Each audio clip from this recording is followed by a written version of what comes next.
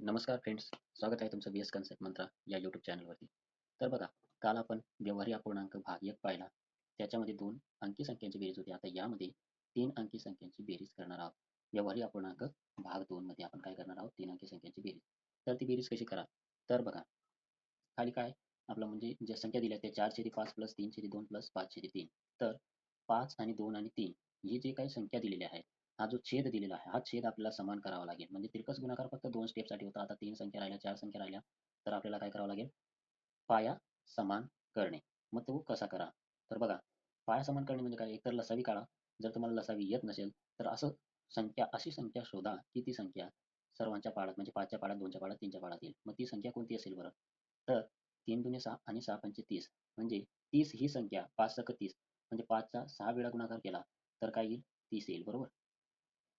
5चा किती? 6 वेळा गुणाकार केला तर 30 येईल आणि 2चा 15 वेळेस गुणाकार केला तर 30 येईल. 15 दुणे 30 आणि 3चा किती वेळेस करावा लागेल? 10 वेळेस. 10 वेळेस गुणाकार करावा लागेल तेव्हा तो येईल 30. म्हणजे कॉमन सर्वांची संख्या काय? कॉमन म्हणजे 30 हा सर्वांच्या पाढ्यात येणारी संख्या आहे. म्हणजे 5च्या पाढ्यात, 2च्या पाढ्यात आणि 3च्या पाढ्यात, बरोबर? तर आपण जो खाली गुणाकारात घेतला तीच संख्या वरती सुद्धा गुणाकारात घ्यावी लागेल. आता इथं 6 घेतला आहे तर वरती 6 घ्या. आता इथं 15 घेतला आहे तर वरती 15 घ्या.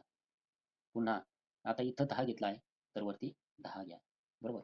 तर कॉमन आपण 30 काढला आहे. मग तो 30 आपण कॉमन ॲज इट इज रेषेच्या खाली म्हणजे तो छेद सर्वांचा छेद काय झाला? 30. आता 4 आणि 7चा गुणाकार करा. 4 सक 24. मग तो जो 24 आला तो ॲज इट इज जसा तसा लिहिला प्लस 4 सक 24 हा 24 आणि हा प्लसचं चिन्ह जसे ते आणि 15 त्रिक 45 हा 45 देखील जसा तसा आणि लगेच 5 गुणाकारात 10 म्हणजे 5 10 50, बरोबर? आता या सर्वांची जर बेरीज केली ती पूर्ण संख्या म्हणजे अंश आणि छेदामध्ये ती आपल्याला लिहावी लागेल. ते किती झाले आता? 24 प्लस 45 प्लस 50. मग 4 आणि 5 9 आणि 0 जसा तसा 9 म्हणजे ॲज इट इज म्हणजे खाली काय राहील तुमची बेरीज काय येईल? 4 आणि 5 आणि हा 0 किती झाले? 9.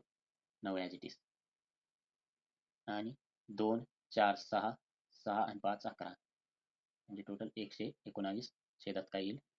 30. तर पुढचा प्रश्न तर प्रश्न क्रमांक 2 मध्ये बघा, 4/2 प्लस 3/8 प्लस 7/4 आहे. तर इथं 8 आहे, मग इथं देखील 8 करणे किंवा 8 आणि 2 आणि 4च्या पाड्यात येणारी संख्या आपल्याला करावी लागते, बरोबर? म्हणजे तो पाया समान होईल. म्हणून आपण काय करणार? या सर्वांचा पाया समान करण्यासाठी अशी कोणती तरी एक संख्या बघणार की ती सर्वांच्या पाड्यात येईल. तर 8चा 1 वेळेस गुणाकार करा. 8 1 8.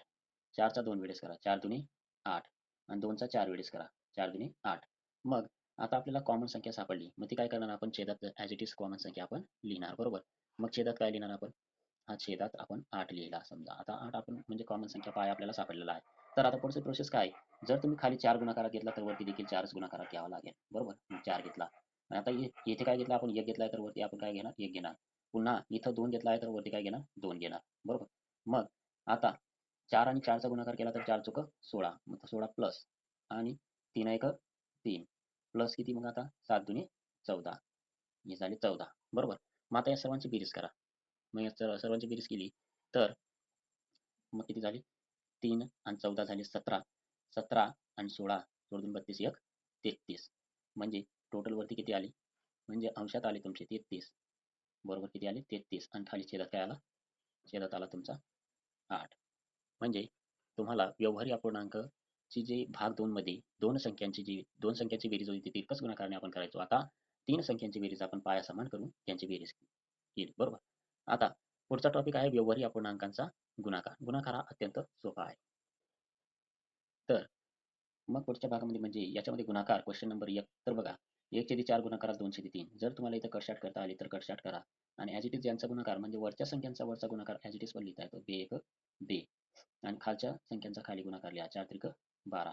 आता यांचं संक्षिप्त रूप द्या. 2 1 2 आणि 2 1 12 म्हणजे याला संक्षिप्त रूप असे म्हणतात. म्हणजे 1/6 ही याचं बरोबर उत्तर आहे. तर दुसरा प्रश्न बघा. याच्यामध्ये 2/3 गुणाकारात 5/2 गुणाकारात 3/6. तुम्ही याला खालीवर कट कशात करू शकता किंवा तिरकस कट करू शकता. आता 3 1 3 हा खालचा 3 कट झाला आणि वरचा 3 देखील कट झाला. मग आता काय उरले? वरती 2 उरले. हा 2 कट झाला, हा 2 कट झाला. म्हणजे खालच्या संख्या खाल आणि वरच्या संख्या सेम असेल तर खालवरच्या संख्या तुम्ही तिरकसा सरळ तुम्ही कट करू शकता. बरोबर. फक्त गुणाकारामध्ये हा नियम लागतो. बेरीज आणि वजाबाकीमध्ये हा नियम लागत नाही. तर बघा आता काय उरला? इथं झाला म्हणजे 1 झाला, इथं पण 1 झाला, 2 1 झाला, इथं 3 1 3 झालेला आहे. मग यांचा गुणाकार केला, 1 गुणाकारात 5 आणि 1 गुणाकारात 5 म्हणजे तो काय येईल? फक्त 5. 5 1 5 आणि छेदात 6 काय राहील? जसा न तसा 6. बरोबर. तर अशा प्रकारे गुणाकार आपण एकदम इझिली सॉल्व्ह करू शकतो.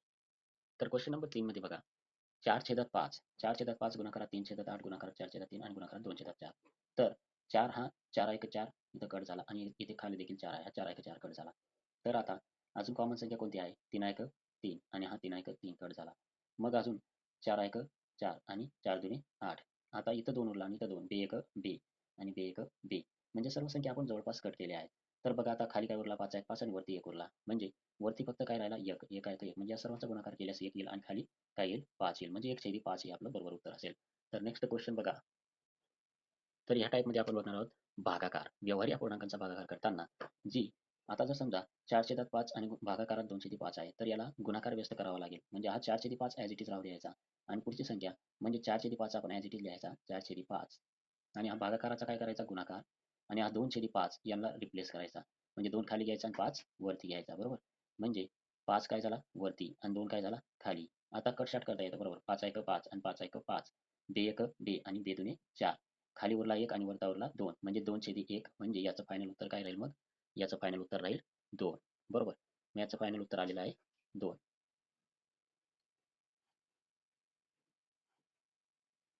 तर पुढचा प्रश्न बघा.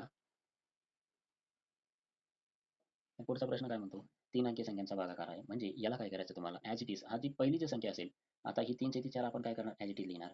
म्हणजे हा 3/4 ॲज इट इज आपण जसा तसा लिहिला. बरोबर. हा 3/4 काय करणार आपण? ॲज इट इज लिहिणार. मग आता काय करणार? हा जो भागाकार आहे याचा काय होईल? गुणाकार. झाला गुणाकार. आता यांना रिप्लेस करायचं. 4ला काय करणार आपण? वरती लिहिणार आणि 2ला 4ला वरती लिहिणार आणि 2ला काय करणार आपण? खाली लिहिणार. मग 4 गेला वरती आणि 2 गेला खाली. बरोबर. आता हा भागाकार काय होईल? ह्या भागाकाराचा देखील गुणाकार होईल आणि 3 काय होईल? 3 येईल खाली आणि 2 काय जाईल? वरती जाईल. म्हणजे 2 गेला वरती आणि 3 आला खाली. आता म्हणजे गुणाकार आपण शिकलेलो आहोत. म्हणजे गुणाकारचा म्हणजे सर्व गुणाकारच्या रूपात रूपांतर करून घेतलं. म्हणजे याला गुणाकार व्यस्त करणे असं म्हणतात. मग आता 4 आणि 4 कट झाले. 3 आणि 3 कट झाले आणि 2 आणि 2 कट झाले. म्हणजे फायनल उत्तर उरलं आहे फक्त 1.